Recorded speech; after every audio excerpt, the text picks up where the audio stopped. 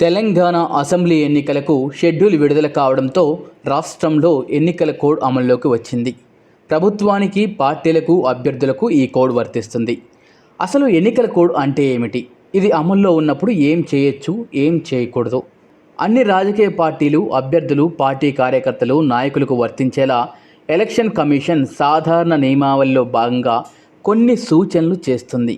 కులాల మధ్య, మతాల మధ్య, వేరువేరు భాషలు మాట్లాడే ప్రజల మధ్య అప్పటికే ఉన్న విభేదాలను పెంచేలా రెచ్చగొట్టడం కానీ, కొత్తగా విభేదాలు, వైషమ్యాలు సృష్టించడం కానీ చేయరాదు.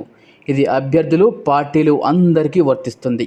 ఇతర రాజకీయ పార్టీలను విమర్శించేటప్పుడు వారి విధానాలను, వారి కార్యక్రమాలను, గతంలో వారి పనితీరు వంటి అంశాలకు మాత్రమే పరిమితం కావాలి.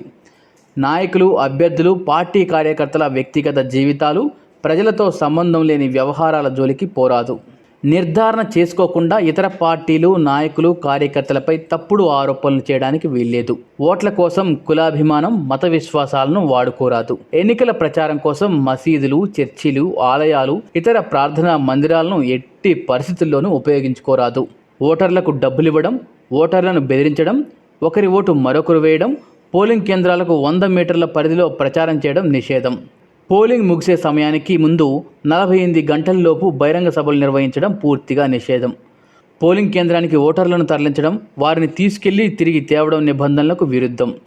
రాజకీయ పార్టీలు కానీ, అభ్యర్థులు కానీ తమ ప్రచారంలో భాగంగా ఇతరుల స్థలం, గోడలు, ఇల్లు, ఇతర వేదికలను వారి అనుమతి లేకుండా ప్రచారానికి వాడుకోవడం నిషిద్ధం. ఇతర పార్టీలు, అభ్యర్థుల సమావేశాలు, ప్రచార కార్యక్రమాలను అడ్డుకోవడం నిబంధనలకు విరుద్ధం. ఇలాంటి పని చేస్తే ఆయా రాజకీయ పార్టీలు, అభ్యర్థులు, వారి మద్దతుదారులపై చర్యలు ఉంటాయి. ఇతర పార్టీలకు చెందిన, అభ్యర్థులకు చెందిన పోస్టర్లు, ఫ్లెక్సీలు, ఇతర ప్రచార సామాగ్రిని తొలగించడానికి వీల్లేదు. రాజకీయ పార్టీలు, అభ్యర్థులు ఎక్కడైనా సమావేశాలు నిర్వహించాలంటే ముందుగానే స్థానిక పోలీస్ అధికారులకు సమాచారం ఇవ్వాలి. సమావేశాలు ఎప్పుడు నిర్వహిస్తున్నాం, ఎక్కడ నిర్వహిస్తున్నాం వంటి వివరాలన్నీ ముందుగా తెలియజేస్తే పోలీసు వ్యవస్థ అందుకు తగ్గ ఏర్పాట్లు చేస్తుంది. సమావేశంలో లౌడ్ స్పీకర్లు వాడాలనుకుంటే అందుకు కూడా అధికారుల నుంచి ముందుగా అనుమతి తీసుకోవాల్సి ఉంటుంది. ర్యాలీలు, ప్రదర్శనలు నిర్వహిస్తే దానికి సంబంధించిన సమాచారం కూడా ముందుగానే పోలీసులకు సమాచారం ఇవ్వాల్సి ఉంటుంది. ర్యాలీ ఎక్కడ జరుగుతుంది, ఏ మార్గంలో వెళ్తుంది, ఎన్నింటికి మొదలవుతుంది, ర్యాలీ సాగే మార్గంలో అప్పటికే ఏమైనా నిషేధాజ్ఞలు ఉంటే నిర్వాహకులు దాన్ని పాటించాల్సి ఉంటుంది. ఒకే ప్రాంతంలో, ఒకే సమయంలో వేరువేరు పార్టీలు కానీ, వేరువేరు అభ్యర్థులు కానీ ర్యాలీలు నిర్వహించుకోవాలనుకుంటే రెండూ కలవకుండా జాగ్రత్తలు తీసుకోవాలి.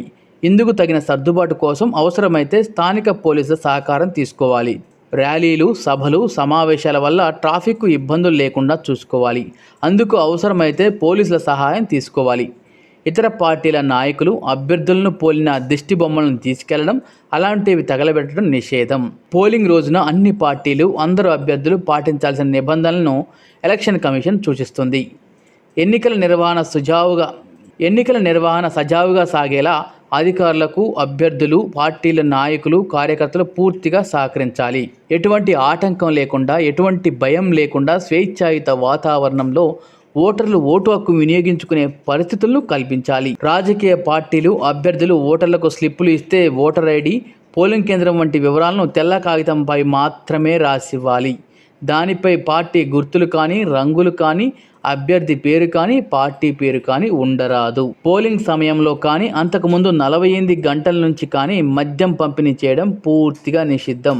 పార్టీల, అభ్యర్థుల అభిమానులు, కార్యకర్తలు, సానుభూతి పరులు ఒకరితో ఒకరు కొట్లాడుకునే ప్రమాదం లేకుండా పోలింగ్ కేంద్రాల సమీపంలోని తమ శిబిరాల వద్ద జనం గుమికూడకుండా పార్టీలు జాగ్రత్త పడాలి.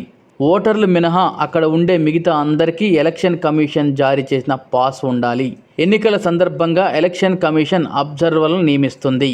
అభ్యర్థులు కానీ, వారి ఏజెంట్లు కానీ నిర్దిష్టంగా ఏమైనా ఫిర్యాదులు చేయాలనుకుంటే ఈ అబ్జర్వర్లకు చెప్పాలి. అధికార పార్టీకి చెందిన మంత్రులు తమ అధికారిక కార్యక్రమాలను ఎన్నికల ప్రచారానికి, ఎన్నికల పనులకు వాడుకోరాదు. అంతేకాదు, ప్రభుత్వ యంత్రాంగాన్ని కానీ, సిబ్బందిని కానీ ఎన్నికల పనులకు, ప్రచారానికి వినియోగించుకోరాదు. ఎన్నికల ప్రచారం కోసం ప్రభుత్వ వాహనాలను వాడుకోరాదు. అధికారిక పనుల కోసం వినియోగించే ప్రభుత్వ ఖర్చుతో విమాన ప్రయాణ సదుపాయాలను ఎన్నికల కోసం వాడుకోకూడదు. అధికారంలో ఉన్నాం కదా అని తమ బహిరంగ సభలకు మాత్రమే మైదానాలను కేటాయించుకుంటూ ఇతర పార్టీలు, అభ్యర్థులకు అవకాశాలు లేకుండా చేయరాదు.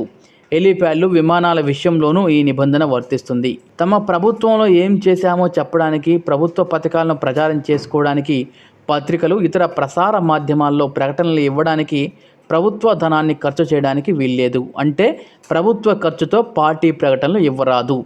కమిషన్ ఎన్నికల షెడ్యూల్ ప్రకటించిన తర్వాత మంత్రులు, ఇతర అధికారులు తమ విచక్షణ అధికారులతో నిధులు మంజూరు చేయడం కానీ, చెల్లింపులు చేయడం కానీ నిషేధం. ఎన్నికల షెడ్యూల్ ప్రకటించినప్పటి నుంచి మంత్రులు, ఇతర అధికారులు ఆర్థిక ప్రయోజనాలు చేకూర్చే అంశాలపై ఎలాంటి హామీలు ఇవ్వరాదు. రోడ్లు వేస్తామని, తాగునీటి సదుపాయం కల్పిస్తామని, ప్రభుత్వంలో నియామకాలు చేపడతాం వంటి హామీలు ఇవ్వకూడదు. కేంద్రంలో మంత్రులు కానీ, రాష్ట్రంలో మంత్రులు కానీ పోలింగ్ కేంద్రాలు, లెక్కింపు కేంద్రాల్లోకి రావడానికి వీల్లేదు. ఓటరుగా ఓటేయడానికి రావచ్చు, లేదంటే అభ్యర్థిగా కానీ, ఏజెంటుగా కానీ పోలింగ్ కేంద్రానికో, లెక్కింపు కేంద్రానికో రావచ్చు. మంత్రులు మన హోదాలో రావడానికి వీల్లేదు. ఎన్నికల షెడ్యూల్ ప్రకటించడానికి ముందే ప్రారంభమైన పథకాలు, కార్యక్రమాలు కొనసాగించుకోవచ్చు. వరదలు, కరువు, మహమ్మారులు, ఇతర ప్రకృతి విపత్తులు వస్తే ప్రభావిత ప్రాంతాల్లో సహాయ, పునరావాస చర్యలు చేపట్టవచ్చు. క్రిటికల్ ఇల్నెస్తో బాధపడే వారికి వైద్య సదుపాయం కానీ, వైద్యం కోసం నగదు సాయం కానీ తగిన అనుమతులు తీసుకొని చేయొచ్చు. ఎన్నికల సభలు పెట్టడానికి మైదానాలు వంటి బహిరంగ స్థలాలను అన్ని పార్టీలకు, ఇతర అభ్యర్థులకు కూడా అందుబాటులో ఉండేలా నిష్పక్షంగా వ్యవహరించాలి. ఇతర పార్టీల విధానాలు, పథకాలు, వారు చేసే కార్యక్రమాలను విమర్శించవచ్చు. అధికార పార్టీ తమ ప్రభుత్వం సాధించిన విజయాలు, తమ పార్టీ సాధించిన విజయాలు అంటూ ప్రభుత్వ ధనంతో ప్రకటనలు ఇవ్వడానికి వీల్లేదు. ఓటరుగా, అభ్యర్థిగా, ఏజెంటుగా తప్ప మంత్రులు ఎవరు పోలింగ్ కేంద్రాల్లో కానీ, లెక్కింపు కేంద్రాల్లో కానీ వెళ్ళడానికి వీల్లేదు. ఓట్లు అడగడం కోసం ఓటర్లు కులం, మతాలను వాడుకోవడానికి వీల్లేదు. ఇతర పార్టీల నేతలు, అభ్యర్థుల ప్రైవేట్ లైఫ్పై విమర్శలు చేయరాదు. తమ అభిప్రాయాలను, తమ విధానాలతో ఏకీభవించని వారి ఇళ్ల ముందు నిరసనలు, ప్రదర్శనలు చేయడానికి వీల్లేదు.